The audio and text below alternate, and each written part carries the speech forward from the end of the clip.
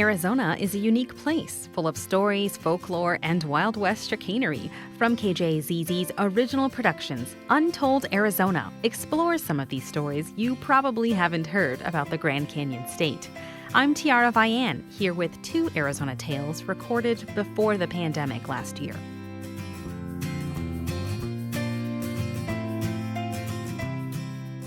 More than 3 years ago, Bisbee artist Gretchen Baer opened a small art center just steps from the border in the quiet town of Naco, Sonora.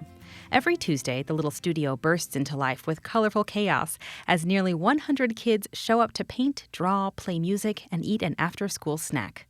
Kendall Blust takes us south of the border to Studio Mariposa.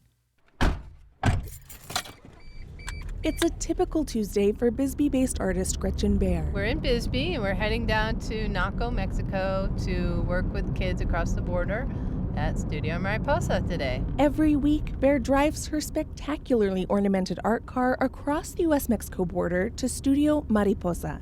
It is a free kids art center that is just across the border in Naco, Mexico. Just a few blocks from the port of entry, we pull up to a narrow building, brightly painted with giant orange and purple butterflies floating above a mountainous desert landscape. Baer hops out of the car to greet a young artist waiting outside. Hola! Buenos dias. 15-year-old David Perez has been part of Studio Mariposa for more than 3 years. He's one of several older boys who've become trusted helpers at the art center. Like a lot of kids, David says he comes to Studio Mariposa each week for a few hours of artistic release. It's a place where he can have fun and feel at home. He says even after he turns 18, he plans to keep coming back every Tuesday. As school lets out, dozens of kids of all ages pour into the small studio. They pick up paintbrushes, grab beads to make bracelets, and tinker around on musical instruments. I just want them to have fun. This is a time to be free and playful with art. Studio Mariposa opened in January 2017. But it grew out of another youth-centered art project Baer started in 2010 called Border Bedazzlers. Each week, she and a group of local kids gathered in Naco to paint on the 15-foot-high border fence. Our motto was, if you can't tear it down, bedazzle it. They painted a full mile of the fence with huge hearts, flags, and suns. Then, just after the 2016 elections, Baer found out the wall and all of their artwork would be torn down and replaced with a harder-to-paint steel bollard-style fence. So I knew that project was over, which was kind of a particularly heartbreaking time and not a time that I wanted to abandon the kids. So she reimagined the project, and Studio Mariposa was born as a dedicated art space for kids in Naco. Baer says this project isn't political, but it is an excuse to get people to cross the border. And the more people you can bring over here, and they can see how amazing and fun and cool it is, colorful and just happy, it really is. That's the word we want to spread. In the last 3 years, Studio Mariposa has not only drawn nearly 100 kids a week, but also a dedicated group of volunteers from both sides of the border in Bisbee and Naco and from across Arizona. There's Maria Ospele Gutierrez, who comes by each week with her grandkids and helps pass out snacks. Everyone calls her Nana. Nana, todos. Tengo muchos nietos. Emma Kenninger brings her daughters Tia and Kayla from Sierra Vista. From the music to the people to the bright colors, it's a really loving, happy, creative community. And Linda Santillanes drives 3 hours from Phoenix. We just hope it just keeps going and going. We're starting year 4, and I see this just continuing. That's what I'm most proud of. that after, in our 4th year, that it's still everybody's favorite thing to do. Baer says her goal for Studio Mariposa is longevity. There's new kids all the time that I don't know, but some continue to come, and then I will know them, and other ones I might not see again.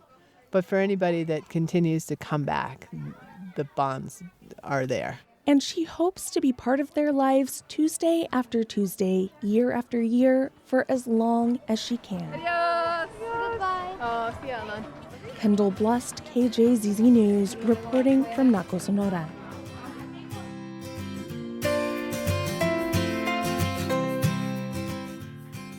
Next up, Bridget Dowd explores the checkered past of a church in Phoenix with roots going back almost as far as Arizona's statehood.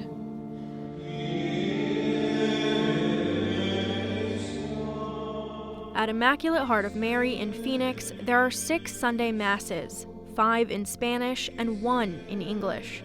That's because this Catholic parish on 9th Street and Washington has a strong Hispanic community, and it's been that way for decades. Margarita Murillo moved to Phoenix from Mexico in 1992, speaking only Spanish. The first thing she did when she got settled was seek out a Catholic church. I came walking with my mom and my daughters. They gave us a very nice welcome. She started volunteering at Immaculate Heart and was eventually hired on part-time. She says it quickly became a place she felt comfortable. People from Mexico, we're a people of faith. We're very involved in our faith. We care a lot about our families. So here at Immaculate, we feel like we're in our home. But this safe haven was built out of a history of hardship for Phoenix's Hispanic community. In the early years, about half the population of Phoenix was Mexican Americans.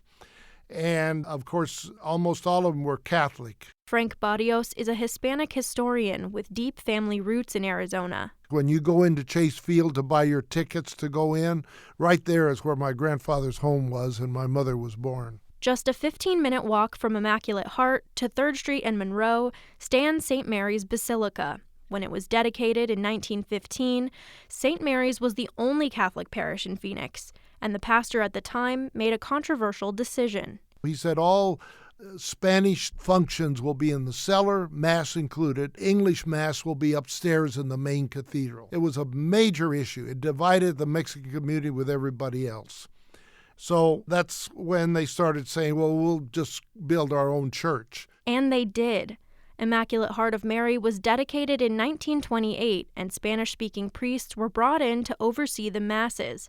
But the discrimination extended far beyond the church doors and well past Phoenix's early years. At 8 years old, we were all playing, and the one little girl said, let's go to my house. So we all went up there, and then she put her hand out and said, you can't come into my house because you're Mexican, and my mother won't allow Mexicans in our house. Sally Fite is the daughter of Adam Diaz, the first Hispanic man elected to the Phoenix City Council.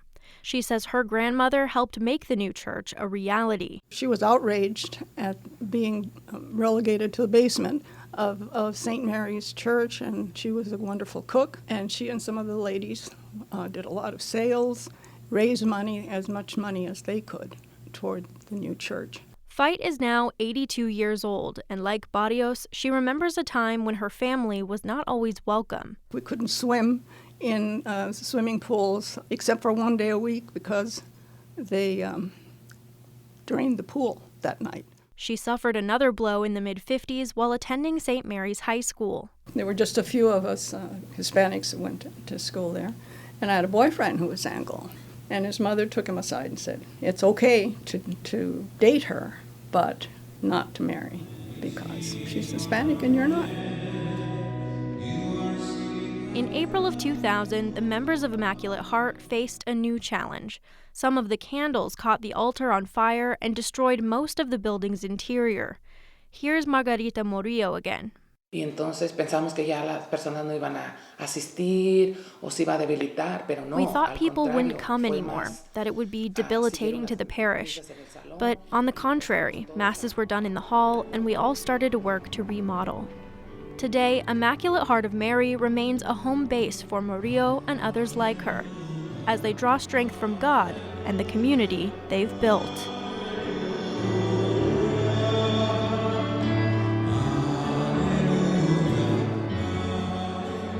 Bridget Dowd, KJZZ News, Phoenix.